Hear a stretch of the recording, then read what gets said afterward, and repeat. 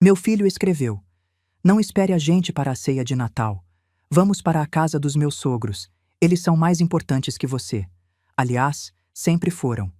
Eu não respondi. Apenas fechei todas suas contas e cancelei seus cartões. Na manhã seguinte, ele apareceu na minha porta. Mas antes de eu continuar, verifique se você já se inscreveu no canal, deixe seu like. E me conte nos comentários de onde você está ouvindo minha história. Quero muito saber até onde ela já chegou. Nunca pensei que meu próprio filho quebraria meu coração numa manhã de terça-feira, mas lá estava, brilhando na tela do meu celular como uma pequena bomba. Antes daquela mensagem, minha vida era comum, previsível. Eu tinha 60 anos, morando sozinha na casa que meu falecido marido, Antônio, e eu tínhamos comprado há 30 anos. Antônio. Só de pensar no nome dele, meu peito apertava. Conheci Antônio numa festa junina da igreja em 1982. Eu tinha 18 anos, ele tinha 21. Estava ajudando na barraca de cachorro-quente quando ele apareceu, todo desajeitado, tentando ganhar um ursinho de pelúcia no jogo das argolas. Errou todas. Eu ri. Ele se virou, viu meu sorriso e disse: Posso tentar de novo se você ficar aqui assistindo? Fiquei. Ele errou mais 5 vezes. Mas na sexta tentativa, ganhou o ursinho e me deu. Ainda tenho ele guardado. Casamos 1 ano depois. Não tínhamos nada. Antônio trabalhava como mecânico, eu como auxiliar de escritório. Morávamos num apartamento minúsculo, mas éramos felizes. Tão felizes. Planejávamos tudo juntos. Vamos economizar para comprar uma casa, Antônio dizia. Vamos ter um filho. Vamos construir uma família de verdade. E construímos. E 7 anos depois de nos casarmos, Bruno nasceu. Antônio chorou na sala de parto. Chorou segurando nosso filho. Este é o maior tesouro que temos, Carmen. Vamos protegê-lo sempre. E protegemos. Ou achávamos que estávamos protegendo. Com Bruno pequeno, continuamos economizando. Levou mais 3 anos, mas finalmente compramos nossa casa. Um lar de verdade para nossa família. Antônio sempre foi um homem de palavra. Quando disse que economizaríamos para o futuro do Bruno, ele cumpriu. R$ 100 por mês, religiosamente. Mesmo quando o carro quebrou e precisávamos de outro. Mesmo quando a geladeira pifou. Mesmo quando eu fiquei doente e faltei trabalho. O dinheiro do Bruno é sagrado, ele dizia. Não se toca. É para o futuro dele. Durante 34 anos fomos felizes. Tivemos problemas, claro. Antônio perdeu o emprego 2 vezes. Eu tive um aborto espontâneo quando Bruno tinha 6 anos. Passamos por brigas, silêncios, reconciliações. Mas sempre juntos. Sempre um time. Até que veio o câncer. Pâncreas. Estágio 4. Os médicos deram 6 meses. Antônio durou 8, lutando cada dia. E foi nesses últimos meses que ele mudou. Não fisicamente só, mas emocionalmente. Ficou brutalmente honesto. Carmen, ele disse numa tarde, 2 semanas antes de morrer. Preciso te dizer algo sobre pessoas. Eu estava segurando a mão dele, ajustando o travesseiro. O que é amor? Sabe meu primo Júlio? O que a gente ajudou quando ele perdeu o emprego? Aquele mesmo. Ele continuou, a voz fraca. Dei R$ 5.000 para ele. Disse que ia pagar. Nunca pagou. E sabe o pior? Encontrei ele no shopping semana passada comprando tênis caros. Me viu e atravessou para o outro lado. Por que você nunca me contou? Perguntei. Porque tinha vergonha. Vergonha de ter sido trouxa. Ele apertou minha mão. Carmen, as pessoas te mostram quem elas são. Acredite nelas da primeira vez. Não gaste sua vida esperando que mudem. Eu esperei que Júlio fosse grato, que fosse honesto. Ele me mostrou que não era, mas eu ignorei os sinais. Não cometa esse erro. Principalmente com Bruno. Principalmente, porque ele é nosso filho. E às vezes filhos se tornam estranhos. Na época, achei que era a morfina falando. Antônio delirando. Mas ele estava lúcido, estava me preparando. Antônio morreu numa quinta-feira de manhã. Eu estava ao lado dele, segurando sua mão. Bruno estava lá também, do outro lado da cama. As últimas palavras do Antônio foram para mim. Te amo, Carmen. Proteja nosso dinheiro. Proteja você. E então se foi. Bruno chorou. Eu chorei. Fizemos o velório, o enterro, recebemos as condolências. E então a vida continuou, mais diferente, mais vazia, mais silenciosa. Antônio tinha partido há 3 anos quando aquela mensagem chegou. 3 anos em que tentei reconstruir uma rotina. Café da manhã na varanda, trabalho voluntário na biblioteca às terças e quintas, almoços de domingo que eu cozinhava para Bruno e Cristina sempre que eles tinham tempo, o que ultimamente não era frequente. Porque Bruno tinha mudado. Não de repente. Foi gradual.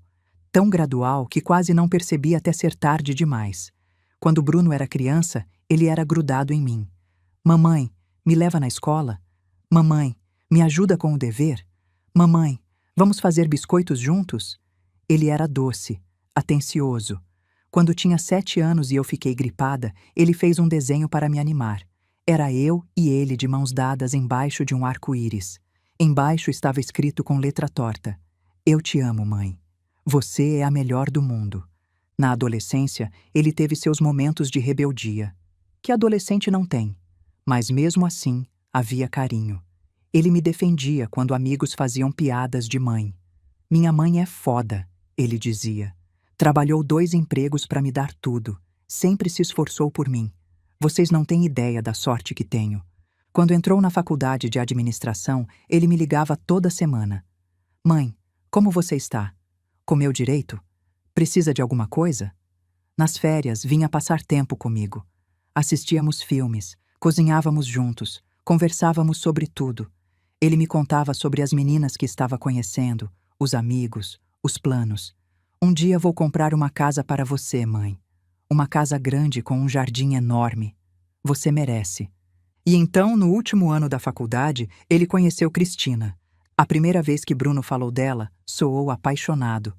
Mãe, conheci uma menina incrível. Chama Cristina. Ela é linda, inteligente, trabalha com marketing. Acho que é a certa, sabe? Fiquei feliz por ele. Meu filho encontrando o amor. Quando finalmente a conheci, 3 meses depois, ela parecia perfeita. Cristina chegou no domingo de almoço toda sorridente, com flores para mim. Carmen, posso te chamar de Carmen? Ou prefere que eu chame de mãe? Ouvi tanto sobre você. Bruno fala de você o tempo todo. Ela me abraçou apertado. Estava tão nervosa para te conhecer. Quero tanto que você goste de mim. Como não gostar? Ela era educada, bonita, atenciosa. Me ajudou na cozinha, elogiou a comida, fez perguntas sobre minha vida. Tudo tão perfeito que deveria ter desconfiado. Mas houve um momento. Só um. Eles estavam no sofá da sala. Eu estava na cozinha lavando louça. A porta estava entreaberta. Ouvi a voz da Cristina, baixinha, mas clara. Sua mãe é legal, mas essa casa é meio velha, né?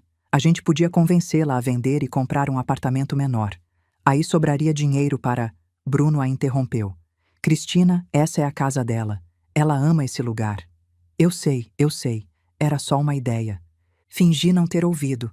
Disse a mim mesma que era só conversa. Jovens casais pensando no futuro. Normal. Mas deveria ter prestado atenção. O casamento foi 5 anos atrás. Uma cerimônia bonita num salão alugado. Cristina estava radiante. Bruno feliz. Eu estava na primeira fileira, sorrindo, segurando o buquê extra. Durante a recepção, Cristina me chamou para uma foto. Minha sogra favorita. Me abraçou apertado. Obrigada por tudo, Carmen. Por criar esse homem maravilhoso. Vou cuidar dele, prometo. Mais tarde, quando fui ao banheiro, passei pelo corredor onde Cristina conversava com a irmã dela ao telefone. Ela não me viu. Garota, você acredita? Bruno é o pacote completo. Trabalho bom, mãe viúva com grana guardada, casa quitada. Eu dei sorte. A irmã disse algo que não ouvi. Cristina riu. Claro que eu amo ele. Mas não vou negar que a situação financeira ajudou. Estou cansada de passar perrengue, sabe? Agora é nossa hora. Meu estômago revirou. Mas, de novo, ignorei. Era o dia do casamento dela. As pessoas falam besteira quando estão nervosas, animadas. Não significava nada. Ou significava tudo. Nos primeiros meses de casados, Bruno ainda era atencioso. Ligava 2 vezes por semana, vinha almoçar domingo sim, domingo não. Cristina vinha junto, sempre simpática, sempre elogiando. Mas devagar, As ligações espaçaram. 2 vezes por semana viraram uma. Uma virou quinzenal. Os almoços de domingo ficaram mensais. Quando eu ligava, Cristina atendia. Oi, Carmen. Bruno está no banho. Vou pedir para ele te ligar. Ele nunca ligava, ou ligava 3 dias depois. Desculpa, mãe. Trabalho está corrido. A gente se fala semana que vem. E então começaram os pedidos. Mãe, estamos precisando de ajuda. O carro velho quebrou de vez. A Cristina precisa de um confiável para ir trabalhar. Você poderia emprestar 15 mil? É só até a bonificação dela sair. Claro que sim, Bruno. Família se ajuda. Transferi o dinheiro. A bonificação nunca veio. Ou veio e eles não me pagaram. Nunca soube. 2 meses depois, outro pedido. Mãe, as dívidas da faculdade da Cristina estão acabando com a gente. Todo mês sai quase 2 mil de juros. Você poderia ajudar a quitar? 20 mil. Prometo que a gente devolve parcelado. Hesitei. Mas era meu filho. Meu único filho. Transferi. Eles nunca mencionaram pagamento. 6 meses depois, a cozinha. Mãe, a gente está reformando. É investimento, sabe? Vai valorizar a casa. Mas o empreiteiro quer 30 mil adiantados. Você tem? Dessa vez, realmente hesitei. 55 mil em menos de 1 ano. Mas Bruno parecia desesperado. Por favor, mãe. Você é a única que pode ajudar. Transferi. Nunca fui convidada para ver a cozinha pronta. E depois disso, silêncio. Semanas sem ligação. 1 mês inteiro. Quando finalmente consegui falar com Bruno, foi breve. Oi, mãe. Tudo bem? Tudo bem. E aí? Nada. Só queria saber de você. Que bom. Olha, preciso desligar. A gente se fala. Clique. Me senti pequena, invisível, como se tivesse me tornado inconveniente. E talvez tivesse. Talvez fosse só a mãe de quem se lembra quando precisa de dinheiro. Comecei a notar outros sinais. Aniversários esquecidos. Meu aniversário de 59 anos passou sem ligação. Mandei mensagem. Oi, filho. Hoje é meu aniversário. Ele respondeu no dia seguinte. Nossa, desculpa, mãe. Parabéns atrasados. Um emoji. Era tudo que eu valia. Dia das Mães. Costumávamos passar juntos. Ele sempre me dava flores. Fazíamos um almoço especial. Naquele ano, ele mandou flores por entrega. Nem veio. Mensagem. Estamos viajando. Aproveita as flores. Te amo. Viajando. Descobri depois pelo Instagram da Cristina que estavam num resort em Angra, postando fotos de piscina, drinks caros, sorrisos largos, mas não tinham tempo para almoçar com a mãe. Eu tinha notado as mudanças lentamente. Bruno costumava ligar a cada poucos dias só para saber como eu estava. Então se tornou 1 vez por semana, depois a cada 2 semanas. Quando ele ligava, Cristina estava sempre lá no fundo, e as conversas pareciam tensas, ensaiadas. Ele perguntava como eu estava, mas nunca esperava tempo suficiente para ouvir a resposta real. Mãe, não vamos poder ir domingo, se tornou sua frase favorita. Ainda assim, eu dizia a mim mesma que era normal. Ele tinha 34 anos, construindo sua carreira no mercado imobiliário. Cristina trabalhava com marketing. Eles estavam ocupados. Jovens casais precisavam de seu espaço. Mas no fundo, eu sabia. Sabia que algo estava errado. Sabia que meu filho estava se afastando. E a pior parte, eu deixava. Porque confrontar significaria admitir que talvez ele não me amasse tanto quanto eu amava ele. E essa verdade era pesada demais para carregar. Então comecei a fazer mais pedidos. Mãe, a Cristina está com problemas de saúde. Precisamos de 12 mil para uns exames. Transferi. Mãe, tivemos um imprevisto com o imposto. 10 mil. Dá? Transferi. Cada vez que transferia, esperava que fosse diferente. Que ele ligasse agradecido. Que viesse me visitar. Que dissesse, mãe, você salvou a gente. Te amo tanto. Mas não acontecia. Era só, obrigado, mãe, seguido de semanas de silêncio. 87 mil reais em 18 meses. E eu continuava esperando. Esperando ele voltar a ser o menino que desenhava arco-íris para mim. O adolescente que me defendia. O jovem que prometia me comprar uma casa com jardim. Mas esse Bruno tinha sumido. Ou talvez nunca tivesse existido. Então veio o ano novo. Não vamos poder ir, mãe. Os pais da Cristina estão recebendo. Tudo bem, eu disse, engolindo minha decepção. Talvez possamos ter nossa própria celebração no dia seguinte. Vamos ver. Eles nunca apareceram. Nunca ligaram. Quando mandei mensagem para o Bruno, ele respondeu 2 dias depois com um emoji de joinha. Um joinha para a mãe dele. Passei o ano novo sozinha, requentando um peito de peru comprado em mercado e assistindo filmes antigos. Disse a mim mesma que era só um feriado. O Natal seria diferente. O Natal sempre foi nossa época especial. Quando Bruno era pequeno, ficávamos acordados até meia-noite decorando a árvore juntos. Ele insistia em colocar a estrela no topo. Me levanta, mãe. Eu quero colocar. E Antônio me ajudava a erguer ele, e Bruno, todo orgulhoso, encaixava a estrela torta. Então tirávamos foto, nós 3 abraçados em frente à árvore. Família. Mesmo adulto, ele sempre vinha para casa no Natal. Trazida vinho, me ajudava na cozinha, contava histórias do ano. Era nossa tradição, nossa conexão. Passei semanas me preparando. Comprei presentes pensados. Um relógio que Bruno tinha mencionado meses atrás. Um perfume caro para Cristina. Planejei o cardápio favorito dele. Peru, farofa, torta de maçã com canela. Fiz seus biscoitos favoritos, sequilhos com canela extra, aqueles que ele comia 5 de uma vez quando criança. Mandei mensagem para ele 2 vezes para confirmar que ele estava vindo. Sim, mãe. Vamos estar aí. Alívio inundou através de mim. Viu? Eu estava me preocupando à toa. Bruno ainda se importava. Ainda éramos família. Então, na manhã de terça-feira, a mensagem chegou. Não espere a gente no Natal. Vamos para a casa dos pais da Cristina. Eles são mais importantes que você. Aliás, sempre foram. Li 3 vezes, 4 vezes, 5. Eles são mais importantes que você. Aliás, sempre foram. Não preferimos passar com eles. Não prometemos aos pais da Cristina, mas uma declaração direta. Você não importa. Você nunca importou. Sentei na mesa da minha cozinha, meu café esfriando, encarando aquelas palavras. Minhas mãos estavam tremendo. Meu peito parecia apertado, como se alguém tivesse enrolado faixas ao redor das minhas costelas e estivesse puxando mais apertado, mais apertado. Por 20 minutos, encarei meu telefone. Meus dedos pairaram sobre o teclado uma dúzia de vezes. Queria ligar para ele, exigir uma explicação, perguntar o que eu tinha feito de errado. Levantei e fui até a sala. Lá estava a foto do Bruno com 3 anos, sorrindo sem dentes da frente, me abraçando apertado. Peguei o porta-retrato. Minhas mãos tremeram. Esse era meu bebê. O menino que eu embalei nas madrugadas quando tinha febre, cantando baixinho até ele dormir. O filho que eu protegi de pesadelos, deitando ao lado dele até ter certeza que estava tranquilo. O garotinho que dizia que ia casar comigo quando crescesse porque eu era a menina mais bonita do mundo. Onde esse menino tinha ido?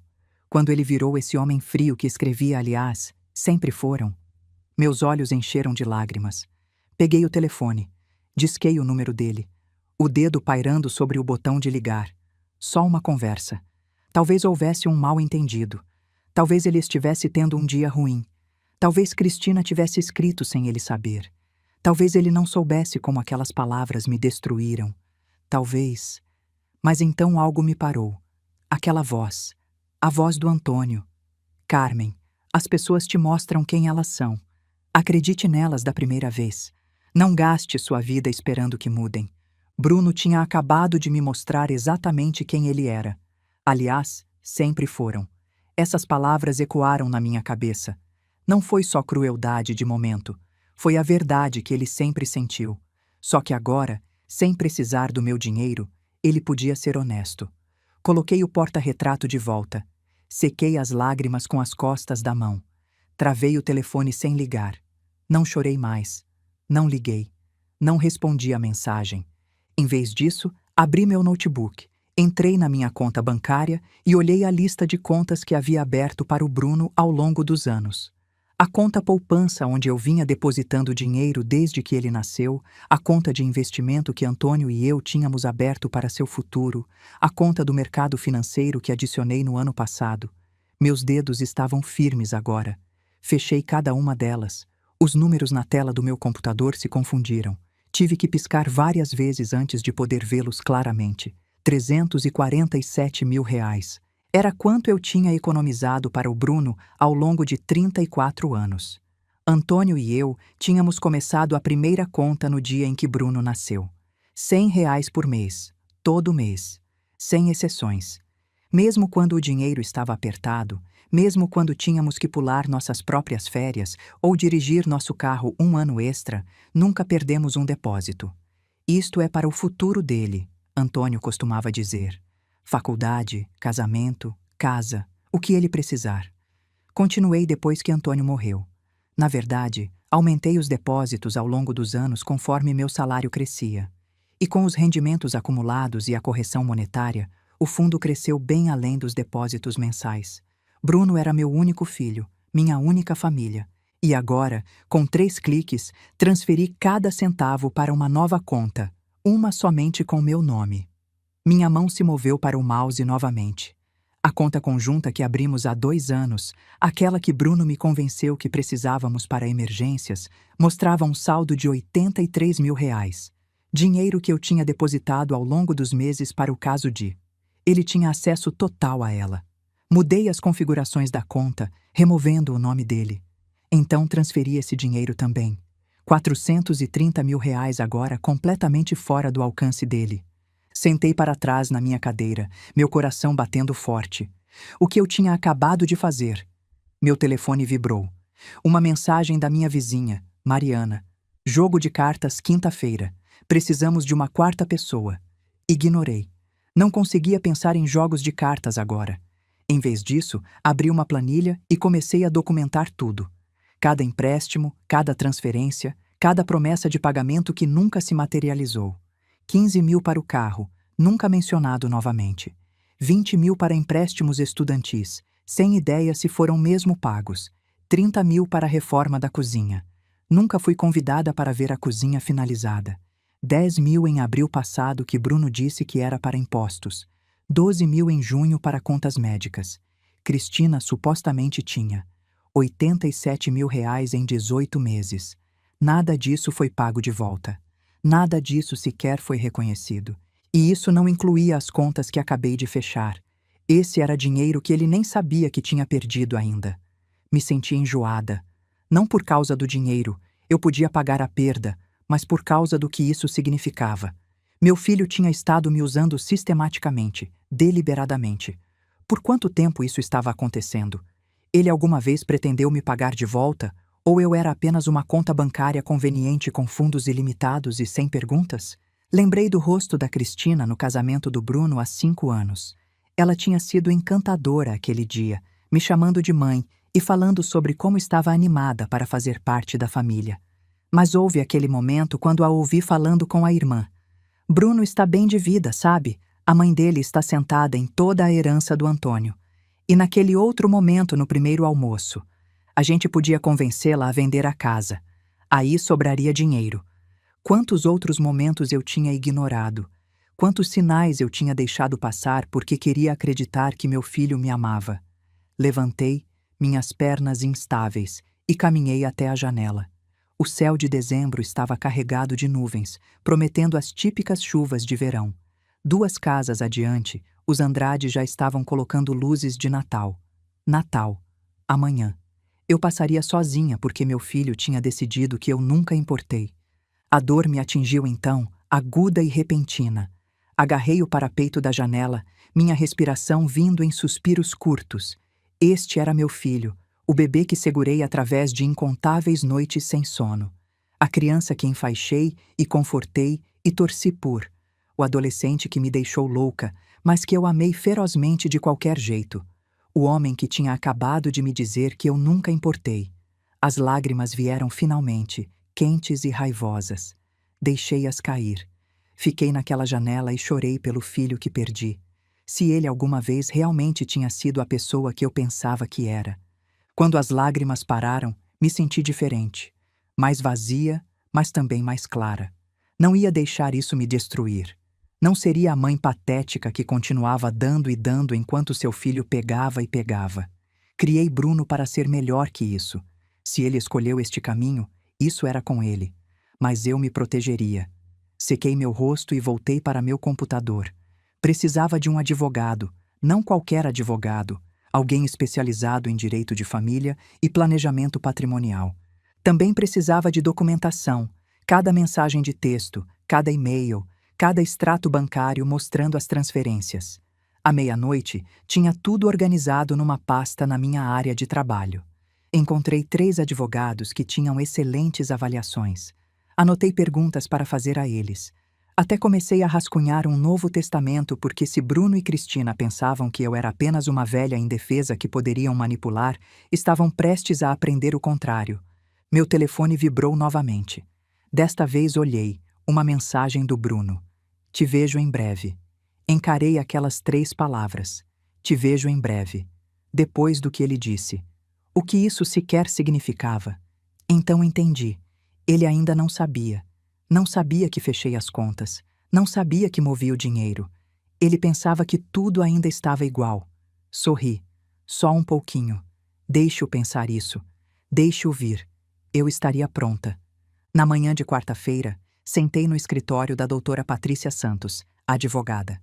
Seu escritório ficava no 3º andar de um prédio reformado no centro, com grandes janelas com vista para a avenida principal. Tudo nele dizia competência, as estantes organizadas, os diplomas emoldurados da USP, o jeito que ela olhou nos meus olhos quando apertou minha mão.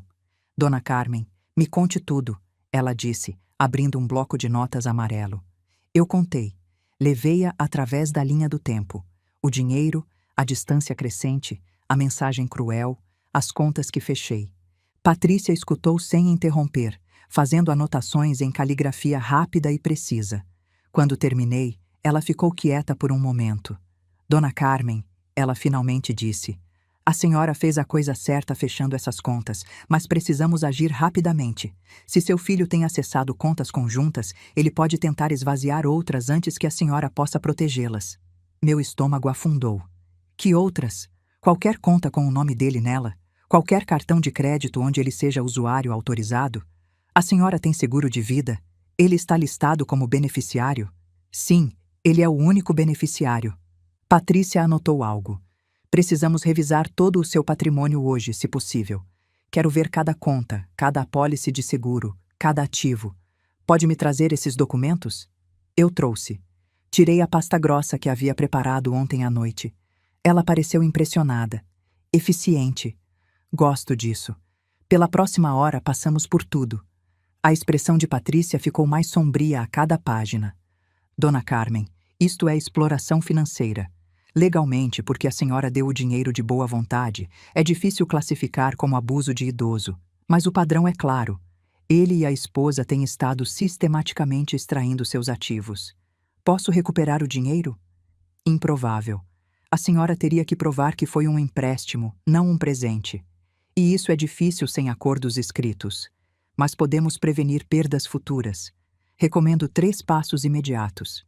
Ela os contou nos dedos. Primeiro, mude seu testamento. Remova Bruno como executor e beneficiário. Escolha outra pessoa, uma amiga de confiança, uma instituição de caridade, qualquer um menos ele. Segundo, revoque todas as procurações se a senhora concedeu alguma.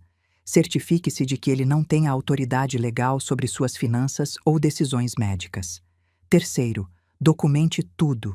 Cada mensagem, cada ligação, cada interação deste ponto em diante. Se ele ameaçar a senhora, assediar ou tentar coagir, precisamos de prova. Senti meu peito apertar. Ele ainda é meu filho. Eu sei. A voz de Patrícia estava gentil agora. Isto não é sobre punição, Dona Carmen. Isto é sobre proteção. A senhora tem o direito de manter o que é seu. A senhora tem o direito de ser tratada com respeito. Se Bruno realmente se importa com a senhora, ele entenderá isso eventualmente. Se não, ela não terminou a sentença. Não precisava. Há mais uma coisa, eu disse calmamente. Ele mandou mensagem ontem à noite. Disse, te vejo em breve. Acho que ele está planejando visitar. Patrícia acenou lentamente. Ele provavelmente está checando suas contas. Quando perceber que estão fechadas, ele virá. Esteja preparada para essa conversa, Dona Carmen. Não será agradável. O que devo dizer? A verdade. A senhora está protegendo seus ativos. Está magoada pelo comportamento dele. Espera respeito. Além disso, não deve explicações a ele. E Dona Carmen? Ela me olhou seriamente. Não deixe-o entrar em sua casa se não se sentir segura. Não se encontre com ele sozinha. Considere ter uma amiga presente. Saí do escritório de Patrícia com um pacote grosso de papelada e uma consulta de acompanhamento agendada para a próxima semana. Minhas mãos estavam tremendo enquanto dirigia para casa. Eu estava realmente fazendo isso? Tomando ação legal contra meu próprio filho? Mas que escolha ele me deixou? Entrei na minha garagem ao meio-dia. Um carro familiar estava estacionado na rua. O BMW do Bruno. Meu coração começou a disparar. Ele já estava aqui. Ele sabia. Sentei no meu carro por um momento, agarrando o volante. Através do meu espelho retrovisor, podia vê-lo parado na minha varanda, mãos nos bolsos, andando de um lado para o outro. Peguei meu telefone e mandei mensagem para Mariana ao lado. Bruno está aqui. Se ouvir gritos, por favor, venha. Ela respondeu imediatamente.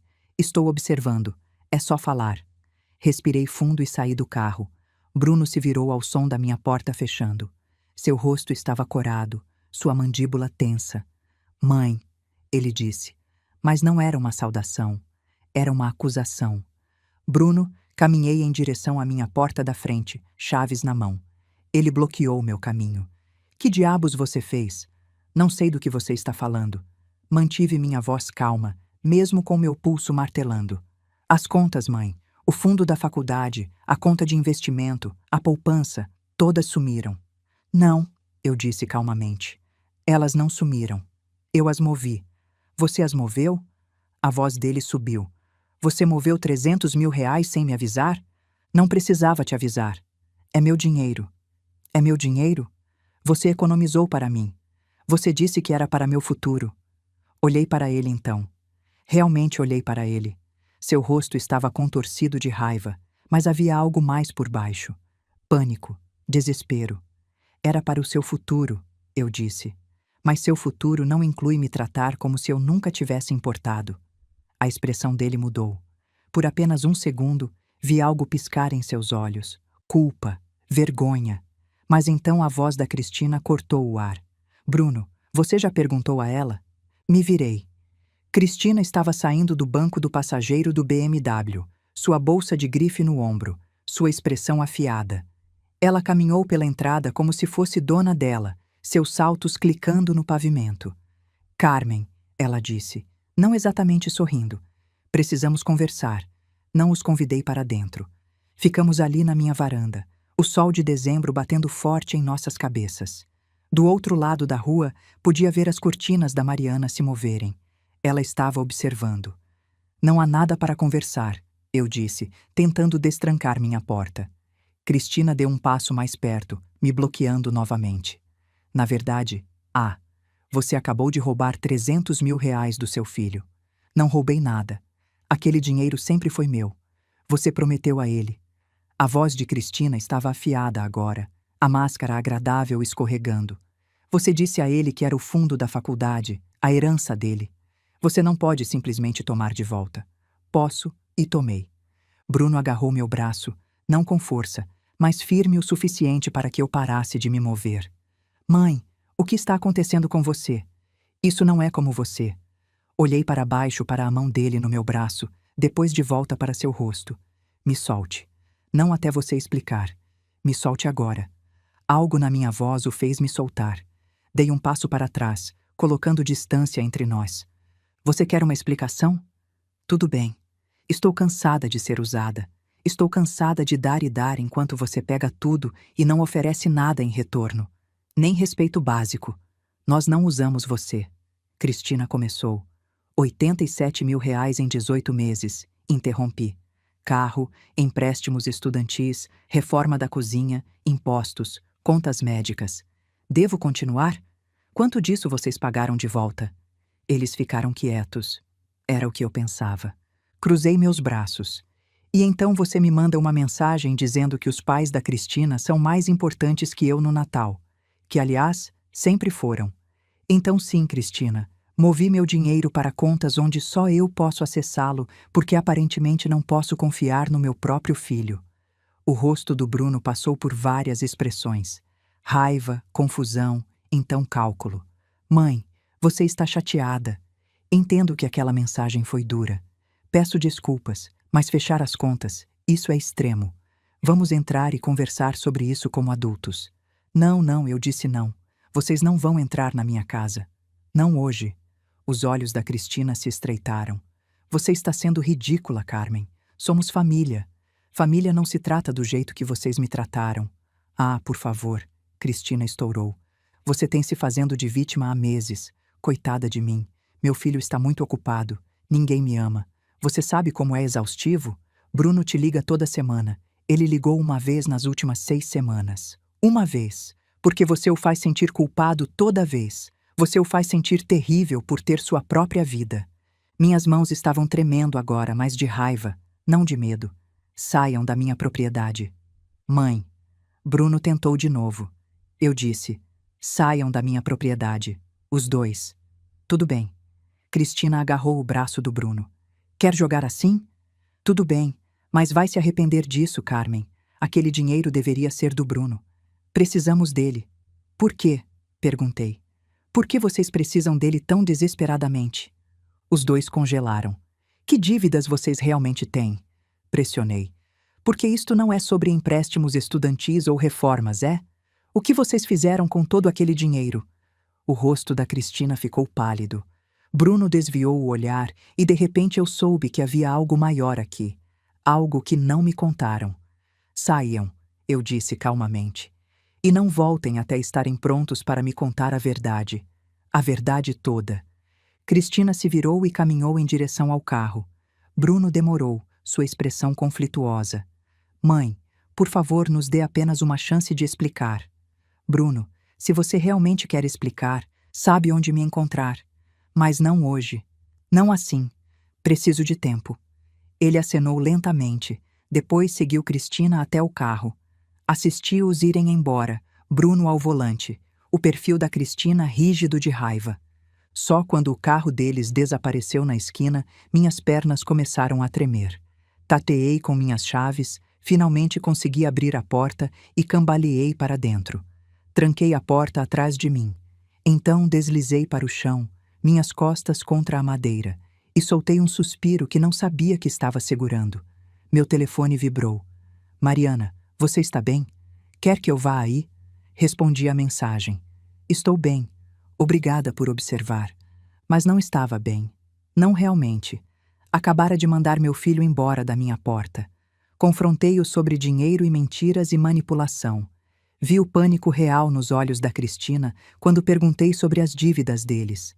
No que eles tinham se metido? E mais importante, o que fariam a seguir? Os próximos dias passaram num silêncio estranho e oco. Não ouvi do Bruno, não ouvi da Cristina. Meu telefone ficou silencioso, exceto por mensagens preocupadas da Mariana e algumas amigas da biblioteca.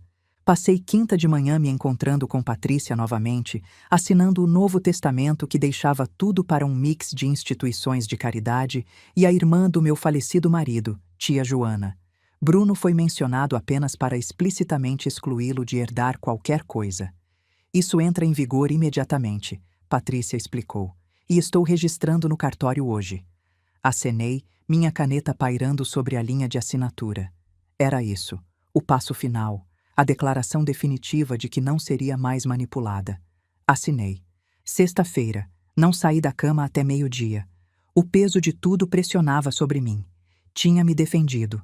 Sim, protegi meus ativos, mas também cortei algo com meu filho, algo que talvez nunca fosse reparado. Sábado, Mariana insistiu que eu fosse para o jantar. Não queria, mas ela não aceitou não como resposta. Você precisa de comida e precisa de companhia, ela disse firmemente. 7 horas. Não me faça ir te arrastar até lá. Fui. Seu marido José fez lasanha e sentamos na cozinha aconchegante deles falando sobre qualquer coisa exceto Bruno. Era exatamente o que eu precisava. Domingo de manhã, acordei me sentindo diferente, mais forte.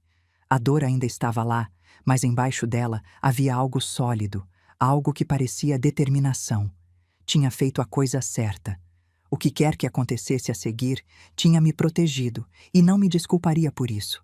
Fiz café, sentei na minha varanda aproveitando a brisa da manhã e assisti o bairro acordar. Meu telefone tocou. Número desconhecido. Quase não atendi, mas algo me fez pegar. Dona Carmen, uma voz masculina desconhecida. Aqui é o delegado Silva da Delegacia de Polícia Civil. Estou ligando sobre uma investigação de fraude envolvendo seu filho, Bruno Silva. A senhora tem um momento para conversar? Agarrei o telefone mais forte. Investigação de fraude? Sim, senhora. Sinto ligar assim, especialmente tão perto dos feriados. Podemos nos encontrar? Prefiro discutir isso pessoalmente. 20 minutos depois, o delegado Silva estava sentado na minha sala de estar. Ele estava na casa dos 40, com olhos cansados e um rosto gentil que provavelmente tinha ouvido histórias tristes demais. Dona Carmen, a senhora está ciente de que seu filho pediu falência há 7 meses atrás? A sala inclinou. O quê?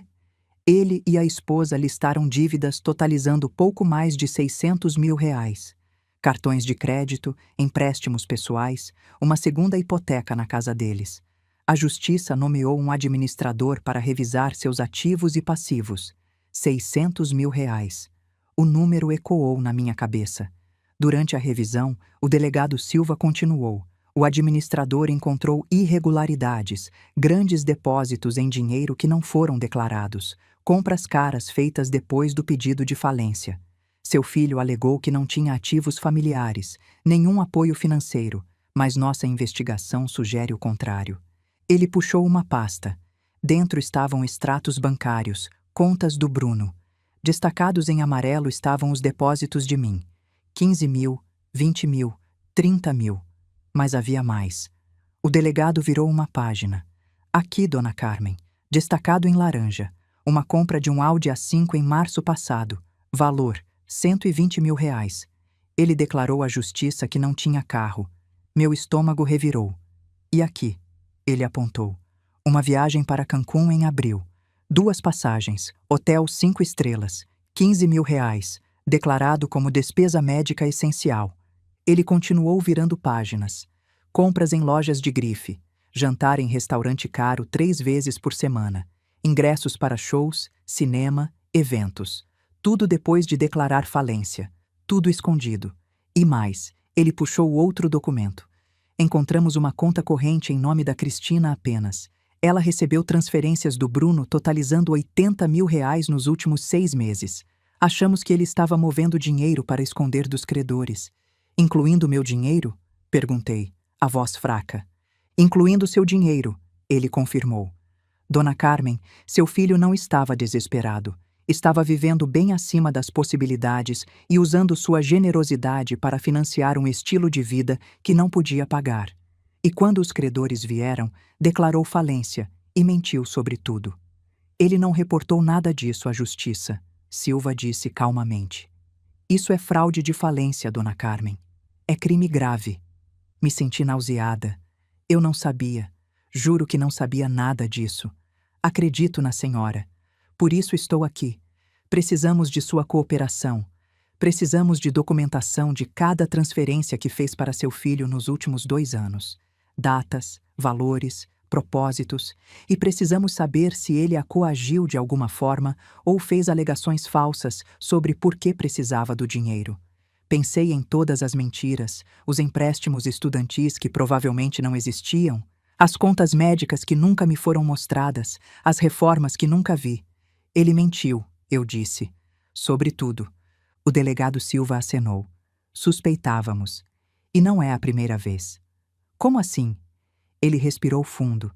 Fizemos uma busca mais profunda. O pai da Cristina, Sr. Matos, entrou em contato conosco há 3 meses. Disse que emprestou 50 mil reais para o casal há 2 anos. Nunca foi pago de volta. Quando pressionou, Cristina cortou contato com a família. Eles fizeram isso com o próprio pai dela? Isso mesmo. E há mais. Uma tia do Bruno, irmã do seu falecido marido, também relatou empréstimo não pago. 30 mil reais. Tia Joana? Ela nunca me contou. Provavelmente não queria preocupar a senhora. Mas quando soube da nossa investigação, veio depor. Dona Carmen, seu filho e a esposa têm um padrão. Eles pedem dinheiro emprestado de familiares, usam histórias emocionais, prometem pagar e desaparecem. A senhora não foi a primeira vítima, mas pode ser a última se testemunhar. Dona Carmen, preciso perguntar, a senhora fechou recentemente várias contas que seu filho tinha acesso? Sim, esta semana. Isso provavelmente a salvou de perder muito mais. O administrador teria apreendido quaisquer ativos conjuntos. Seu filho pode ter estado planejando esvaziar essas contas antes que fossem descobertas. A traição cortou mais fundo. Não era apenas ganância, era roubo calculado, planejado, repetido. O que acontece agora? Perguntei. Continuamos nossa investigação. Podemos precisar que a senhora testemunhe se for a julgamento. Enquanto isso, sugiro fortemente que corte todos os laços financeiros com seu filho e esposa. Não aceite ligações pedindo dinheiro. Não concorde com empréstimos ou presentes. Documente tudo. E Dona Carmen? Ele pausou. Prepare-se. Quando pessoas assim ficam desesperadas, elas fazem qualquer coisa. Elas mentem, manipulam, ameaçam. Proteja-se. Ele se levantou para sair, então pausou na porta. Dona Carmen, a senhora não fez nada de errado aqui. Pais querem ajudar seus filhos. Isso é normal. Seu filho explorou isso. Isto é com ele, não com a senhora. Depois que saiu, sentei em silêncio por um longo tempo. Tia Joana, o pai da Cristina. Quantas outras pessoas eles tinham enganado? Quantas outras famílias destruídas? Segunda à tarde, a campainha tocou. Olhei pelo olho mágico e vi Cristina parada ali sozinha, segurando um pequeno presente embrulhado. Não abri a porta. Carmen. Sua voz estava suave, implorando. Sei que você está aí. Por favor, só quero conversar. Silêncio. Trouxe uma oferta de paz, seus chocolates favoritos. Sinto muito por tudo. Bruno também sente. Estávamos estressados e dissemos coisas que não queríamos dizer. Por favor, podemos apenas conversar? Fiquei do outro lado da porta, observando-a através do olho mágico. Sentimos sua falta, ela continuou. Bruno tem estado miserável o fim de semana todo. Ele te ama tanto, Carmen. Você é a mãe dele. Não deixe uma mensagem ruim estragar tudo. Família perdoa. É isso que família faz. A manipulação era tão óbvia agora. A voz suave, o presente, o apelo à lealdade familiar. Não disse nada. Depois de 5 minutos, a expressão de Cristina mudou. A doçura drenou, substituída por frustração. Ela colocou o presente bruscamente na varanda. Sabe de uma coisa, Carmen? Ela disse alto. Você vai se arrepender disso. Quando a gente tiver nosso bebê e você perceber que perdeu a chance de ser avó, não vai ser culpa nossa, vai ser sua. Ela foi embora. Abri a porta e peguei a caixa. Os chocolates eram marca barata de supermercado. Nem tinha tentado. Terça à noite, meu telefone tocou. Número desconhecido. Atendi. Carmen, uma voz de mulher que não reconheci. Sou Clarice, amiga do Bruno da faculdade. Ele me pediu para ligar. Está tudo bem? Ele não pode ligar ele mesmo? Ela hesitou. Ele está passando por um momento difícil. Está muito deprimido. Mal está comendo. Só fala de você, de como sente sua falta. Clarice, eu disse calmamente. Bruno está sendo investigado por fraude. Ele me enganou por quase 100 mil reais. Se está deprimido, é porque as consequências estão chegando. Não porque sente minha falta. Silêncio. Ele disse que você estava chateada, mas não disse isso. Carmen, Você é uma boa amiga, Clarice, mas está sendo usada. Como eu fui. Desliguei. Quarta-feira de manhã, uma carta chegou. Remetente Cristina Silva. Dentro, uma única folha. Querida Carmen, começava. Escrevo isso com o coração partido. Bruno e eu cometemos erros. Grandes erros. Mas estamos tentando consertar. Pedi ele em casamento novamente. Vamos renovar nossos votos. Começar do zero. E tem mais uma coisa. Estou grávida. 3 meses. É um menino. Vamos chamar ele de Antônio, em homenagem ao seu falecido marido. Seu neto. Sei que isso não apaga o que fizemos, mas queremos que você faça parte da vida dele. Por favor, Carmen, dê uma chance ao seu neto de conhecer a avó. Com carinho, Cristina. Liguei para Patrícia imediatamente. Ela enviou uma carta dizendo que está grávida. Excelente. Patrícia soou satisfeita. Isso é evidência. Tentativa de manipulação emocional. Guarde tudo. Quinta-feira, Bruno apareceu no meu trabalho voluntário na biblioteca. Eu estava organizando livros quando o vi parado na porta. Meu coração disparou. Mãe, ele começou. Você não pode estar aqui, eu disse. Tenho ordem de... Não tem ordem ainda, ele interrompeu. Só quero conversar. 5 minutos. As pessoas estavam olhando. Não queria fazer cena. 5 minutos. Lá fora. Fomos para o estacionamento. Ele parecia terrível. Olheiras profundas, barba por fazer, roupas amarrotadas. Mãe, ele disse, a voz quebrando. Eu estraguei tudo. Eu sei disso. Mas, por favor, me escute. A Cristina está grávida. É verdade. Não é mentira dessa vez. Você vai ser avó. E eu quero que nosso filho te conheça. Quero que ele saiba que tipo de mulher incrível sua avó é. Olhei para ele. Realmente olhei. Procurando algum sinal do menino que eu criei. Do homem que Antônio esperava que ele fosse. Não vi nada. Só desespero. Só manipulação. Bruno, eu disse calmamente. Se Cristina está mesmo grávida, eu desejo tudo de bom para vocês. Mas não serei parte disso. Você me mostrou quem você é. Acredito em você agora. Mas, mãe, sem mas. Você mentiu. Você roubou. Você fez isso não só comigo, mas com tia Joana, com o pai da Cristina, com quem sabe quantas outras pessoas. Um bebê não muda isso. Ele ficou pálido. Você sabe da tia Joana? Sei de tudo, Bruno. A fraude de falência, as compras escondidas, o Audi, Cancún, tudo. Lágrimas encheram seus olhos. Eu posso explicar? Não, não pode. Porque não há explicação que justifique. Virei para ir embora. Ele agarrou meu braço. Mãe, espera. Me soltei. Não me toque. E não volte aqui. Se vir você de novo, chamo a polícia. Entrei na biblioteca sem olhar para trás. Sexta-feira à noite, flores foram entregues. 2 dúzias de rosas vermelhas. O cartão dizia: perdoe-me, mãe. Te amo. Bruno. Joguei tudo no lixo. Sábado de manhã, um pacote chegou. Dentro, um álbum de fotos. Fotos de Bruno bebê, Bruno criança, Bruno adolescente. Todas comigo, todas felizes. Uma nota manuscrita. Lembra quando éramos assim? Podemos ser de novo. Por favor. Guardei o álbum. Não respondi. Domingo, recebi um e-mail de uma conta que não conhecia. Assunto: a verdade sobre Bruno. Abri com cautela. Carmen, começava. Meu nome é Fábio. Sou ex-sócio do Bruno. Soube que ele está tendo problemas com você e acho que você merece saber a verdade.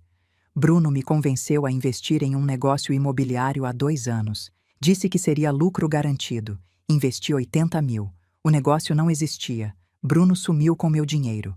Tentei processá-lo, mas ele declarou falência. Perdi tudo. Só quero que saiba que você não está sozinha.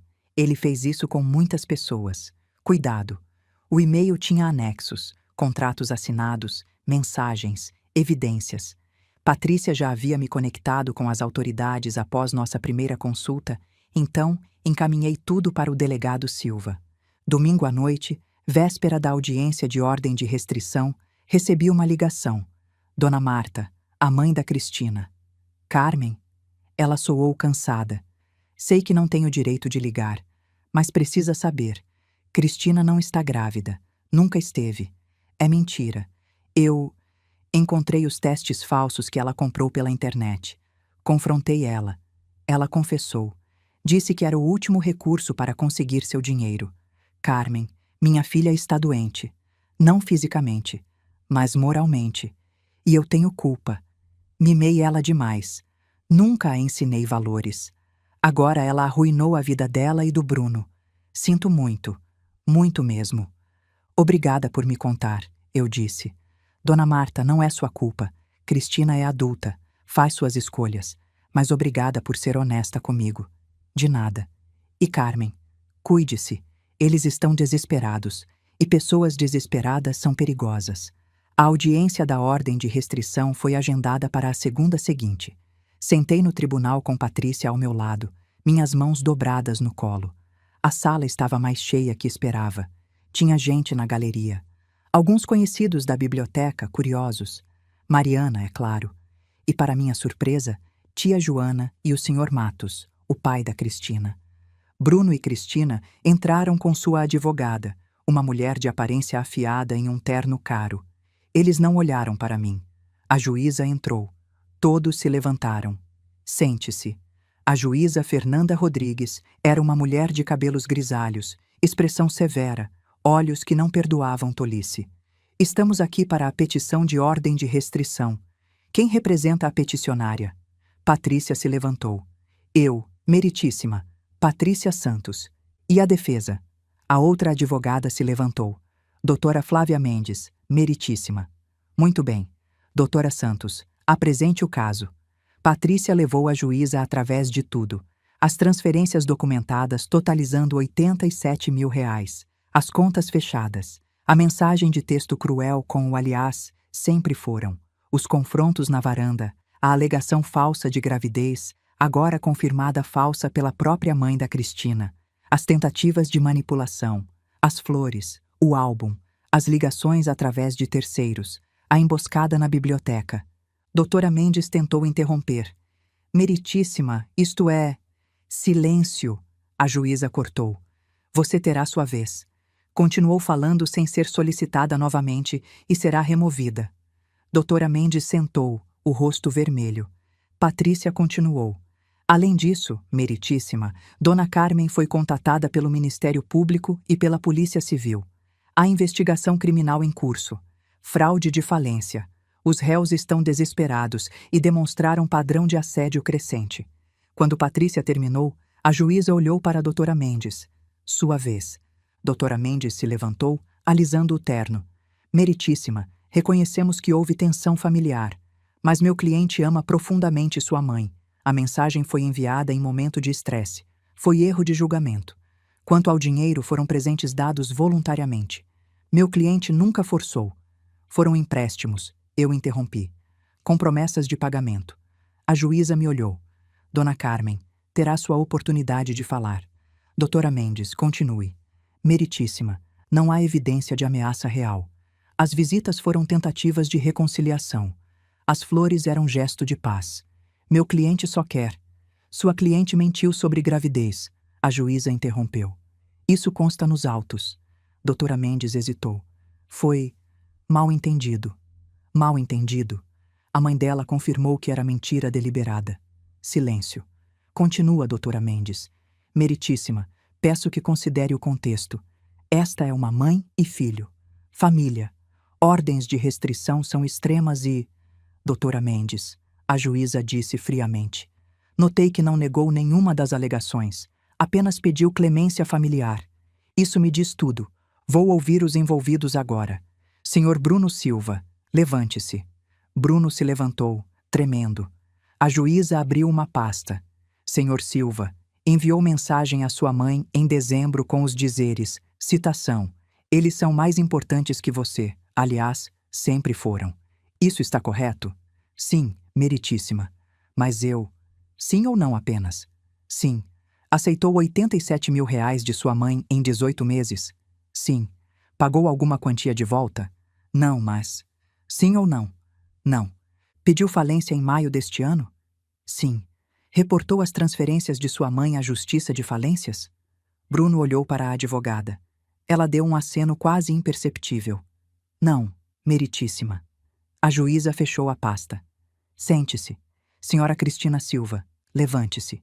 Cristina se levantou, tentando parecer confiante, mas falhando. Está grávida, senhora Silva? Eu... estava. Tive um aborto. Quando? Na semana passada. Tem documentação médica? Atestado? Alguma prova? Cristina olhou para o chão. Ainda não peguei. A juíza olhou para Patrícia. Doutora Santos, a senhora tem evidência contrária? Tenho, meritíssima. Declaração juramentada de Dona Marta Ferreira, mãe da Ré, confirmando que a gravidez era falsa desde o início. Patrícia entregou o documento. A juíza leu em silêncio. Então olhou para Cristina com desprezo visível. Senhora Silva, A senhora mentiu sobre gravidez para extorquir dinheiro de uma idosa? Não foi extorsão. Cristina explodiu. Foi tentativa de... A voz alta em meu tribunal. A juíza bateu o martelo. Senhora Silva, controle-se ou será removida. Cristina respirou fundo, tentando se acalmar. Mas eu vi a raiva fervendo. Foi tentativa de quê? A juíza pressionou. De fazer ela entender, Cristina disse, a voz quebrando. Estamos perdendo tudo. A casa, o carro, tudo. Precisamos de ajuda. Ela tem mais de 400 mil reais parados no banco e não quer ajudar o próprio filho. E por que a senhora acha que ela deve? Porque ele é filho dela. Família ajuda família. Vocês ajudaram ela? Silêncio constrangido. Responda, senhora Silva. Vocês que receberam 87 mil reais, ajudaram quando ela precisou? Visitaram no ano novo? Ligaram no aniversário? Fizeram algo que demonstrasse que ela importava para vocês? Cristina não respondeu. A juíza continuou. Ou só importou quando precisaram de dinheiro. Isso não é justo? A juíza inclinou-se para a frente. Sabe o que não é justo, senhora Silva? Mentir sobre gravidez. Mentir sobre dívidas. Assediar uma mulher de 60 anos que só queria ser tratada com respeito. Isso não é justo. Meritíssima, doutora Mendes tentou intervir. Acho que... Silêncio. Ainda não terminei. Cristina estava tremendo agora. A juíza abriu outra pasta. Tenho aqui relatos de outras vítimas. Seu pai, senhor Matos, que emprestou 50 mil reais. Nunca foi pago. Joana Silva, tia do seu marido. 30 mil reais. Nunca foi pago. Um ex-sócio, Fábio Rocha. 80 mil reais. Fraude confirmada. Senhora Silva, a senhora e seu marido têm um padrão. Encontram pessoas que os amam, extraem dinheiro sob falsas pretensões e desaparecem. Isso não é família, é crime organizado. Não é crime organizado, Cristina gritou. Nós estávamos desesperados. Pessoas desesperadas pedem ajuda honestamente. A juíza respondeu friamente. Não mentem, roubam e manipulam. Cristina deu um passo à frente. Você não entende o que passamos. As dívidas, a pressão, os credores ligando todo dia. Volte para seu lugar. O oficial deu um passo em direção a Cristina. Ela ignorou. A culpa não é nossa. Carmen prometeu cuidar do Bruno a vida toda. Ela disse que aquele dinheiro era dele. Ela prometeu. Senhora Silva, última advertência. E agora ela tira tudo porque está com raiva por uma mensagem? Uma? Ela está sentada numa fortuna enquanto estamos perdendo nossa casa.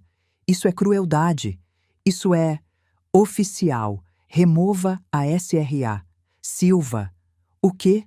Cristina olhou ao redor em choque. Você me chame de mentirosa? Estou dizendo a verdade. Ela é egoísta. Uma velha egoísta que quer controlar o filho para sempre. O oficial agarrou o braço de Cristina. Ela tentou se soltar. Me solta.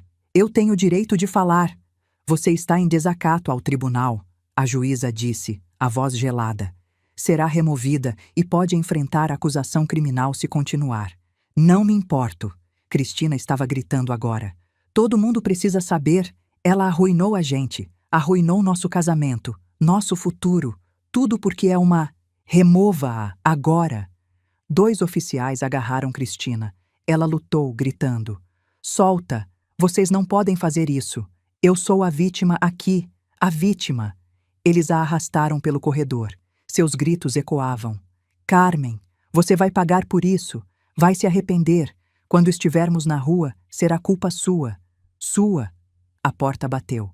Silêncio absoluto no tribunal. Podia-se ouvir uma agulha cair. A juíza respirou fundo. Senhor Silva, tem algo a dizer em sua defesa? Bruno estava pálido, em choque. Levantou-se lentamente. Meritíssima, Ele olhou para mim. Pela primeira vez realmente me olhou. Lágrimas escorriam pelo seu rosto. Mãe, ele disse, a voz quebrando. Eu estraguei tudo. A juíza bateu o martelo suavemente. Senhor Silva, dirija-se ao tribunal, não à sua mãe. Desculpa. Ele enxugou os olhos com as costas da mão. Meritíssima minha esposa, ex-esposa em breve, está certa sobre uma coisa. Estamos perdendo tudo. A casa, o carro, a dignidade. Mas ela está errada sobre o resto. A culpa não é da minha mãe. É minha. Toda minha. Ele respirou fundo, tremendo. Há 3 anos meu pai estava morrendo de câncer. Eu tinha 31 anos. Uma noite, ele me chamou no quarto dele. Disse: Bruno, cuida da sua mãe. Ela vai ficar sozinha. Promete que vai cuidar dela. E eu prometi. Olhei nos olhos dele e prometi. Mais lágrimas. Ele morreu 2 dias depois. E por 3 anos, achei que estava cumprindo. Ligava, visitava, estava presente. Mas então Cristina começou a... Ela tinha planos. Planos grandes. Casa bonita, carro importado, viagens. E eu queria dar isso para ela. Queria ser o homem que podia dar tudo. Então comecei a pedir dinheiro emprestado. Da minha mãe primeiro, porque ela nunca negava. Depois da tia Joana, do pai da Cristina, de amigos, sócios, qualquer um. E mentia. Mentia sobre tudo. Por quê? Porque tinha vergonha. Vergonha de não conseguir sozinho. Vergonha de estar afundando. Quanto mais afundava, mais mentia. E agora? Ele olhou ao redor do tribunal. Agora perdi tudo. A casa, o casamento, a dignidade. Mas o pior, ele me olhou novamente. O pior é que perdi minha mãe. A única pessoa que sempre, sempre me amou incondicionalmente. E perdi ela porque quebrei minha promessa ao meu pai. O tribunal estava em silêncio. Algumas pessoas na galeria estavam chorando. Meritíssima, ele continuou. Não estou pedindo clemência. Não mereço. Só quero que fique registrado que minha mãe não fez nada de errado. Ela me amou, me apoiou, me deu tudo. E eu joguei tudo fora. Isso é comigo. Só comigo. Ele se sentou, cabeça baixa. A juíza olhou para mim. Dona Carmen, gostaria de se pronunciar? Levantei. O tribunal inteiro me observava. Respirei fundo. Meritíssima, comecei, minha voz firme. Meu falecido marido, Antônio, me ensinou algo importante antes de morrer. Ele disse: as pessoas te mostram quem elas são. Acredite nelas da primeira vez. Por muito tempo, ignorei os sinais. As ligações que pararam, os aniversários esquecidos, os pedidos constantes de dinheiro. Dizia a mim mesma que era só uma fase, que meu filho ainda me amava, que família era para sempre. Mas então recebi aquela mensagem. Eles são mais importantes que você. Aliás, sempre foram. E naquele momento acreditei. Acreditei no que meu filho estava me mostrando. Que eu não importava. Que nunca importei. Olhei para Bruno. Ele não desviou o olhar dessa vez. Chorar é fácil, Bruno. Arrependimento é barato. O que é caro, o que é difícil, é mudança real. É fazer diferente. É reconstruir confiança. E isso leva anos. Não dias, não semanas. Anos. Meritíssima, não quero punir meu filho. Mas preciso me proteger. Preciso de distância. Preciso de tempo para curar. E se ele realmente quer mudar, ele entenderá isso. Ele respeitará isso. Sentei. A juíza escreveu algo, então olhou para cima. Já ouvi suficiente. Baseado nas evidências apresentadas, nos testemunhos e no comportamento demonstrado neste tribunal, estou concedendo a ordem de restrição. Senhor Bruno Silva e Senhora Cristina Silva estão proibidos de contactar Carmen Silva, direta ou indiretamente, por período de 1 ano. Não podem se aproximar a menos de 500 metros de sua residência, local de trabalho ou veículo. Não podem contatá-la via telefone, e-mail, redes sociais ou através de terceiros. Violação desta ordem resultará em prisão imediata. Ela fez uma pausa. E Senhora Silva, devido ao seu comportamento hoje, está sendo acusada de desacato ao tribunal. Será detida até pagar fiança de R$ 5.000. O martelo desceu. Bruno deixou a cabeça cair nas mãos. Do corredor, ouvi Cristina gritando de novo. Isso é injusto! Injusto! Mas os gritos foram abafando. Levantei. Patrícia me deu um abraço discreto. Você foi perfeita. Mariana veio até mim. Tia Joana também. Senhor Matos apertou minha mão. Obrigado, Carmen. Obrigado por ter coragem. Isso me deu forças para fazer o mesmo. Vou processar eles também. Na saída do tribunal, vi repórteres. Aparentemente alguém tinha avisado a imprensa. Dona Carmen, Dona Carmen, gostaria de comentar? Patrícia me guiou por eles, sem comentários. Por favor, respeitem a privacidade da minha cliente. No carro, finalmente deixei sair. Chorei. Não de tristeza, de alívio. Tinha acabado. Estava livre. Naquela noite, recebi mensagem de um número desconhecido. Um vídeo. Era do tribunal. Alguém tinha filmado. O momento em que Cristina explodiu. O momento em que foi arrastada. O vídeo já tinha 200.000 visualizações. Comentários rolavam. Que vergonha! Pessoas assim existem mesmo? Coitada da sogra, olha o que aguentou. 3 dias depois, o vídeo tinha 2 milhões de visualizações. Cristina virou meme. GIFs dela gritando eram compartilhados com legendas sarcásticas.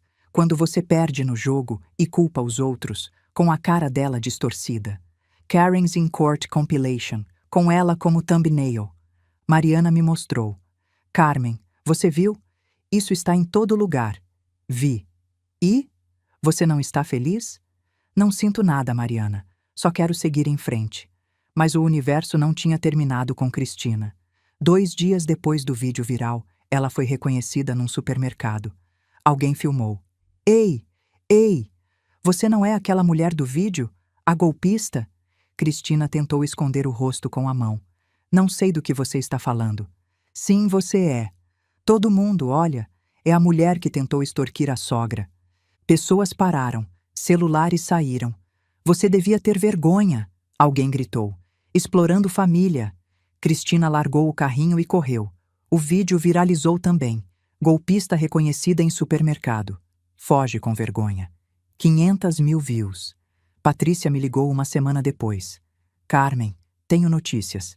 Cristina foi demitida do emprego. Por quê? O vídeo. A empresa não quer associação com o escândalo. E tem mais. Ela tentou pegar emprego em 3 outras empresas. Todas recusaram após procurar em nome dela no Google. Ela está basicamente desempregável agora.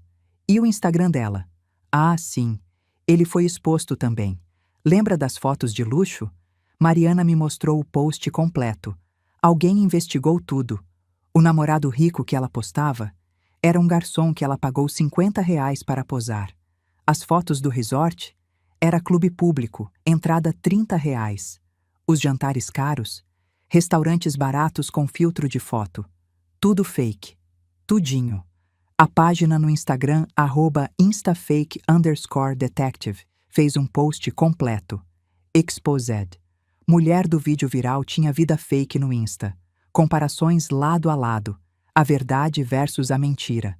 800.000 curtidas. Comentários destruindo ela. Patética. Vivendo mentira para impressionar quem? Imagina acordar todo dia mentindo assim. Triste. Cristina deletou o Instagram. Mas as capturas de tela ficaram. Espalhadas. Eternas. Fevereiro trouxe o julgamento do Bruno. 3 dias no tribunal. Mas dessa vez, assisti. Queria ver. Precisava de encerramento. A acusação apresentou evidências. Montes de evidências. Os depósitos não declarados. As compras caras. As mentiras documentadas. Testemunhas depuseram. Tia Joana, voz tremente. Emprestei R$ 30.000 porque confiava nele. Era sobrinho do meu irmão falecido. Nunca imaginei. Senhor Matos, o pai da Cristina, amargo. 50.000. Minhas economias de aposentadoria. Minha filha me disse que era emergência médica. Era mentira.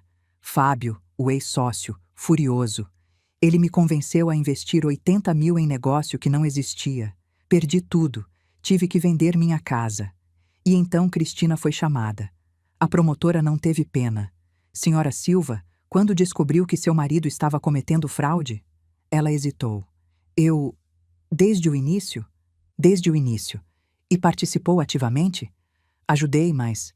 Sim ou não, senhora Silva? Sim. Mentiu para a sogra sobre estar grávida? Sim, mas... Mentiu para seu próprio pai? Eu... Sim. Criou contas bancárias secretas para esconder dinheiro dos credores? Sim. A promotora virou para o júri. Senhoras e senhores, esta não é vítima de circunstâncias. É participante ativa e calculista de fraude prolongada. Na defesa, a advogada do Bruno tentou. Ele estava sob pressão financeira. Tomou decisões ruins. Mas não teve intenção criminosa de... Ele escondeu R$ 87 mil da Justiça de Falências. A promotora cortou. Comprou carro de 120 mil após declarar falência. Viajou para Cancún. Jantou em restaurantes caros. Onde está a falta de intenção? A advogada não teve resposta. O júri deliberou 4 horas. Voltaram. Culpado. Em todas as 3 acusações. Bruno não reagiu. Apenas olhou para baixo. A sentença veio 1 semana depois. 3 anos de prisão. Restituição de R$ 260 mil às vítimas. Liberdade condicional possível após 18 meses de bom comportamento. E Cristina? Imunidade em troca de testemunho. Mas ela tinha seus próprios problemas. Divórcio em processo, sem emprego, sem dinheiro, sem amigos. Viral na internet como golpista. Ela destruiu a própria vida. Em maio, recebi carta do Bruno. A primeira das 7 que ele mandaria. Páginas e páginas manuscritas. Desculpas, explicações. Vício em jogo que começou pequeno. Dívidas em cassinos online. Vergonha demais para pedir ajuda. Então, mais mentiras, mais dívidas. Espiral. No final, um pedido. Não de dinheiro, não de visita. Só perdão. Mãe, dizia, não espero que me perdoe. Não mereço. Mas um dia, quando sair daqui, quero ser alguém que você poderia perdoar. Vou trabalhar nisso. Todo dia. Li 3 vezes. Guardei na gaveta. Não respondi. Junho trouxe mais notícias de Cristina. Através da rede de fofoca de cidade pequena, Mariana ouviu. Cristina tentou vender as bolsas de grife que tinha. Foi num brechó de luxo. A dona reconheceu ela do vídeo. Desculpa, não aceitamos mercadorias de você. Mas são Louis Vuitton legítimas. A senhora acha que vou arriscar reputação da minha loja aceitando produtos de alguém famosa por fraude? E se são roubadas? Se são compradas com dinheiro roubado? Saia. Cristina foi a 5 brechós. Todos recusaram. Acabou vendendo online. Por 20% do valor. Precisava de dinheiro desesperadamente. O BMW? Arrancado pelo banco. A casa? Em processo de execução. Ela voltou a morar com os pais. Mas até isso era tenso. Dona Marta me contou num encontro casual. Ela está aqui, mas mal falo com ela. Ainda está culpando você, culpando Bruno, culpando todo mundo menos ela mesma.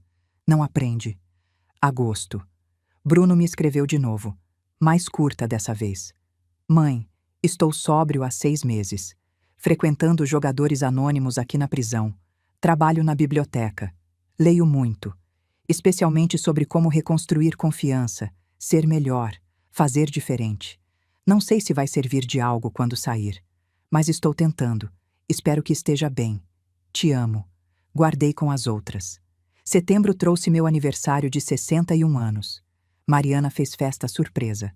Meu clube do livro, vizinhos, amigas da biblioteca, bolo caseiro, champanhe barata, presentes bobos mas sinceros, uma camiseta. Apesar de tudo, ela persistiu. Ri. É perfeita. Naquela noite, sentada sozinha na varanda, pensei no ano que passou. Tinha perdido meu filho, mas ganhei a mim mesma. Tinha chorado, mas também cresci. Tinha sido traída, mas também fui libertada. Novembro. O oficial de condicional do Bruno ligou. Dona Carmen, Bruno será solto em dezembro. 2 meses de bom comportamento. Comportamento exemplar, na verdade. Ele pediu permissão para enviar uma última carta, explicando planos de soltura, assegurando que não a contatará. Tudo bem. A carta chegou. Formal. Respeitosa. Mãe, serei solto em 15 de dezembro. Vou morar com o tio Fernando em Porto Alegre. Irmão mais novo do meu pai. Ele sempre foi bom comigo. Já tenho trabalho arranjado. Assistente administrativo. Salário básico. Mas é honesto. Começo. Prometo não contatá-la. Vou respeitar a ordem de restrição mesmo depois que expirar. Você pediu distância. Darei isso. Mas quero que saiba, trabalharei para pagar restituições. Primeiro a você, depois tia Joana, senhor Matos, todos. Pode levar anos, décadas, mas vou pagar. Porque é certo, porque devo, porque é o mínimo. Obrigado por tudo que fez por mim. Desculpe por tudo que fiz com você. Com amor e arrependimento, Bruno. Li. Suspirei. Guardei. Fechei a gaveta. Dezembro chegou. Não com tristeza como o ano anterior, mas com paz. Comprei árvore pequena. Decorei sozinha. Fiz peru só para mim. Sequilhos de canela. Mariana e José me convidaram para passar o dia com eles. Aceitei. Foi bom. Diferente. Mas bom. À noite, sozinha de novo, sentei na varanda com vinho. Olhei estrelas. Pensei no Antônio. Fiz certo, amor? Perguntei ao vento. Acho que sim. Acho que você estaria orgulhoso. O verão chegou. Janeiro. Fevereiro. Vida continuou. Trabalho voluntário na biblioteca expandiu. Comecei a dar aulas de alfabetização financeira, ensinando mulheres a reconhecer abuso financeiro, proteger ativos, confiar em instintos. Foi catártico, ajudar outras. Carlos, o professor aposentado, virou constante. Jantares semanais, filmes, caminhadas, nada sério, só companhia, mas boa, saudável, sem cobranças, sem expectativas, sem manipulação. Abril. Recebi e-mail de Bruno, do endereço novo, trabalho, respeitando distância, mas queria atualizar. Estou trabalhando, pagando, já juntei 5.000.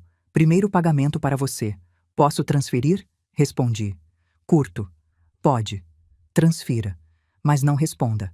Ainda preciso de distância. Transferiu. 5.000. Primeira parcela de 87.000. Levaria anos.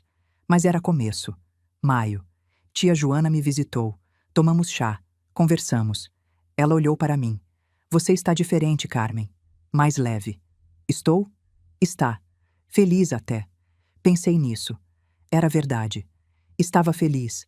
Não da maneira antiga. Não a felicidade que vem de família perfeita, mas felicidade real, que vem de paz, de limite, de respeito próprio. No aniversário do Antônio, fui ao cemitério. Coloquei flores frescas. Sentei na grama e conversei com ele como sempre fazia. Contei sobre Bruno preso, Cristina destruída, o dinheiro voltando devagar, a nova vida. Acho que você sabia, não é? Que Bruno podia se perder. Por isso me avisou. Obrigada, amor, por me preparar. Os meses seguintes trouxeram notícias do destino de cada um, e nenhuma me surpreendeu.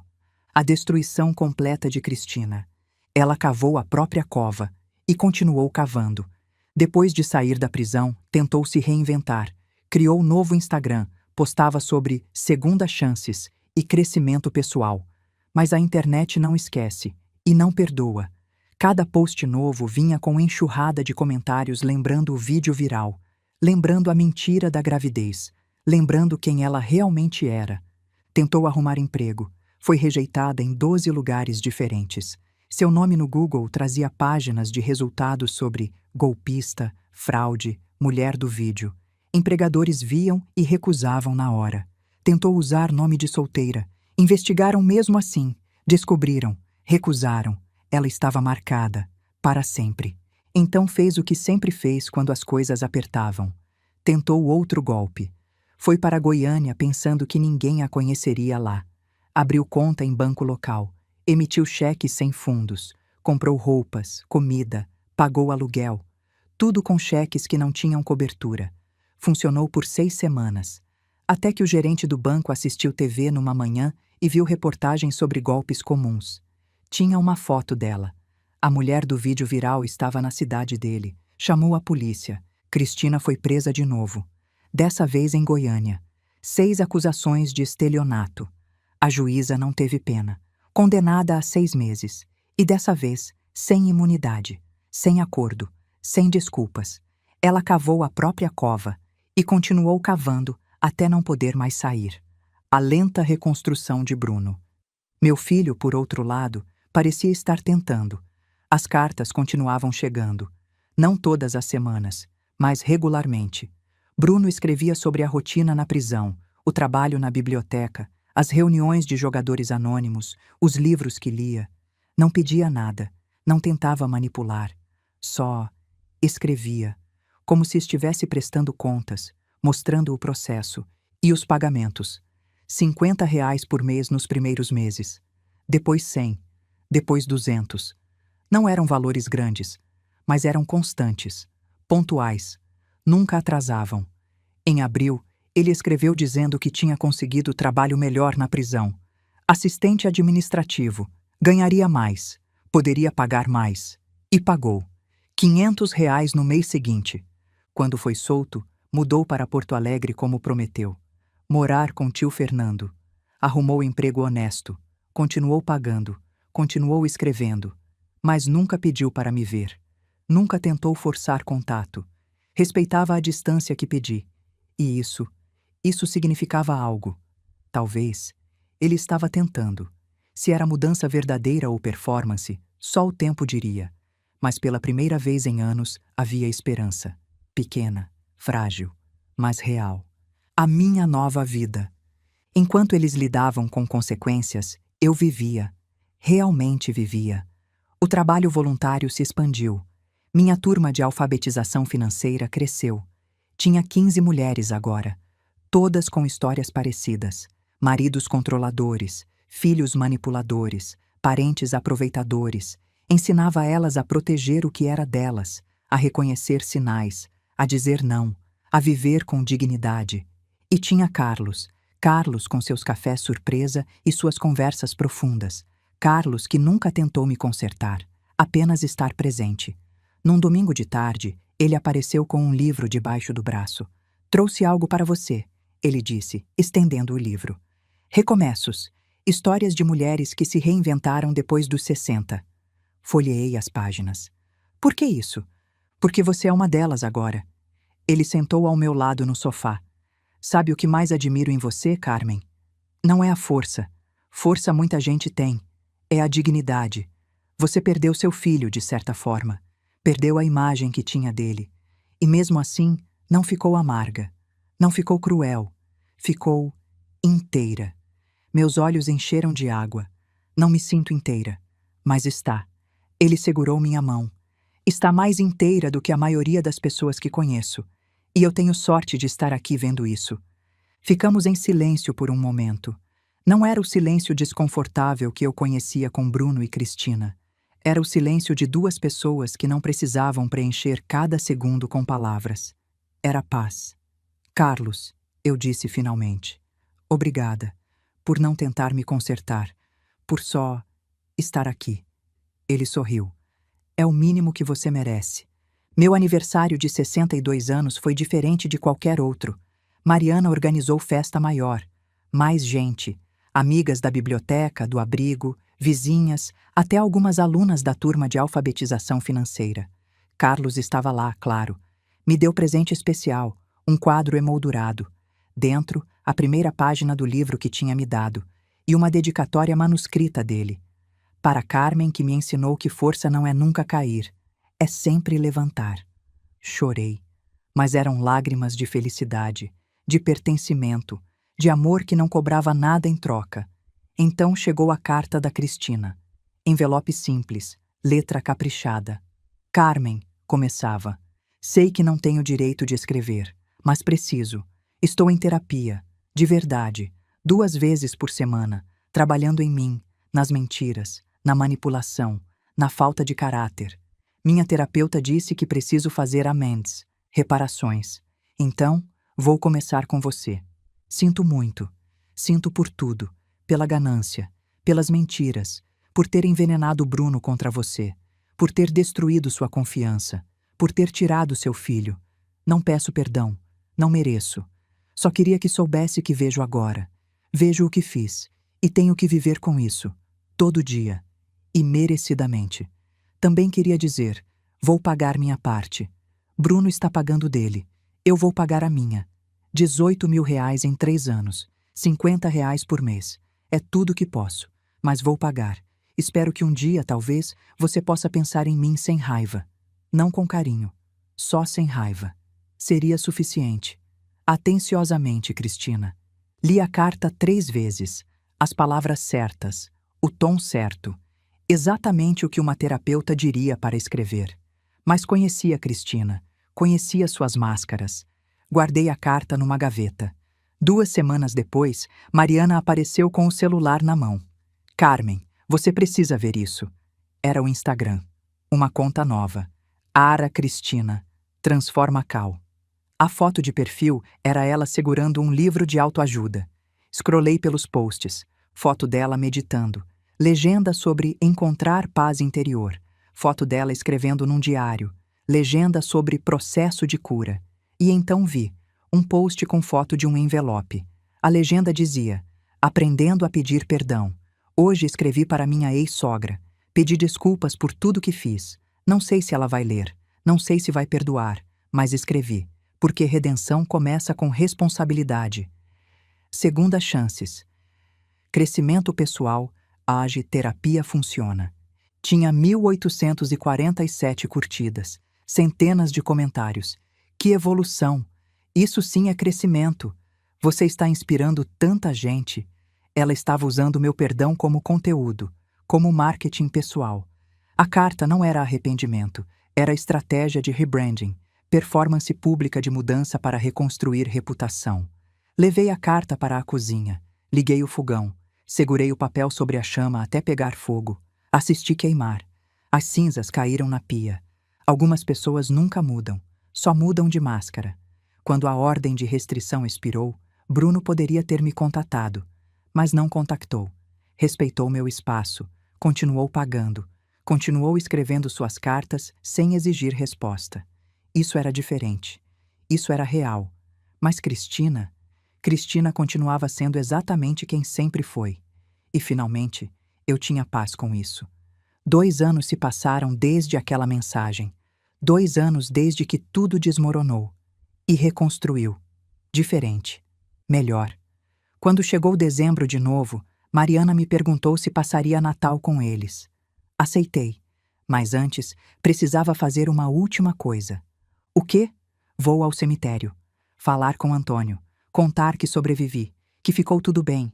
Que ele estava certo. Fui. Coloquei flores frescas. Sentei na grama. Antônio, comecei. Faz 2 anos. 2 anos desde que tudo mudou.